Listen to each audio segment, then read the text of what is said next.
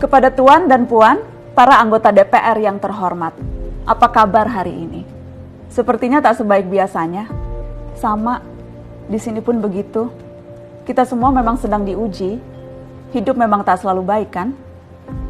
Seperti kami-kami ini, Tuan dan Puan juga mungkin lebih banyak bekerja di rumah. Kalau lihat siaran sidang atau rapat terbuka di gedung DPR sekarang sih kelihatannya banyak kursi yang kosong.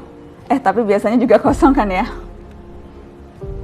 Tuan dan Puan anggota DPR yang terhormat, saya perhatikan parlemen-parlemen negara lain fokus melawan corona. Tapi rasa-rasanya isu-isu yang keluar dari Senayan belakangan kok kebanyakan tidak terkait corona ya? Kami malah membaca DPR bersemangat membahas isu-isu lain. Contohnya, rancangan undang-undang cipta kerja yang banyak ditolak karena dinilai mementingkan kepentingan investor di atas kebutuhan pekerja. Presiden Jokowi pekan lalu sempat menyatakan pemerintah dan DPR menunda pembahasan salah satu klaster di rancangan undang-undang itu, klaster ketenagakerjaan.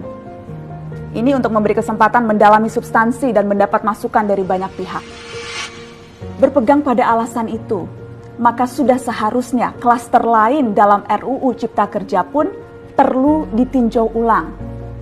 Karena yang lain juga bukan tanpa masalah, terutama dari perspektif lingkungan dan keadilan gender. Tidak cukup hanya menunda pembahasan satu klaster saja. Ada juga RUU lain yang masih nekat mau dibahas. Ada RUU KUHP yang tahun lalu diserbu unjuk rasa. Lalu RUU pemasyarakatan. Ada koruptor yang sudah ngebet pengen bebas kah? Apa kabar Pak Yasona? Terus terang saja, membahas undang-undang yang menyangkut hajat hidup orang banyak di masa seperti sekarang ini terlalu mengundang curiga. Gara-gara pandemi yang pada jatuh cinta saja berani menunda nikah loh. Ini kok DPR buru-buru banget kayak lagi kejar setoran? Tidak ada undang-undang yang tidak penting, semua penting.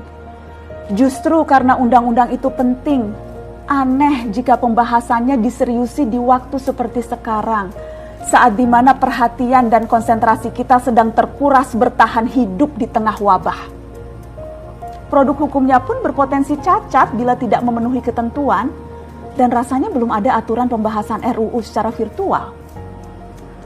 Jika ngotot menuntaskan Omnibus Law, atau RUU KUHP, atau RUU pemasyarakatan, jangan salahkan jika ada yang menilai DPR tidak menjadikan perang melawan corona sebagai prioritas. Saya percaya setiap tindakan dan keputusan di masa krisis.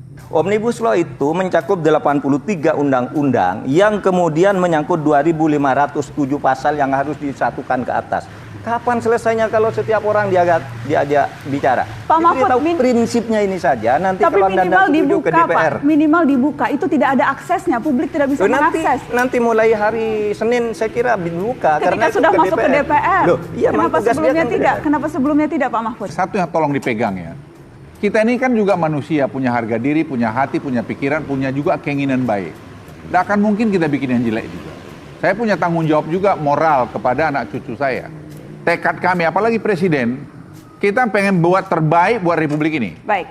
Saya tidak akan lacurkan profesionalisme saya untuk sesuatu kata-kata dalam itu. Tidak akan. Oke, Pak Luhut, itu tanggung jawab saya. Pak Luhut, tapi yang jelas pengalaman di masa lalu, ada tuh pasal-pasal yang diselundupkan, Pak. Sekarang saya jamin mata Najwa ya, kalau ada beritahu saya.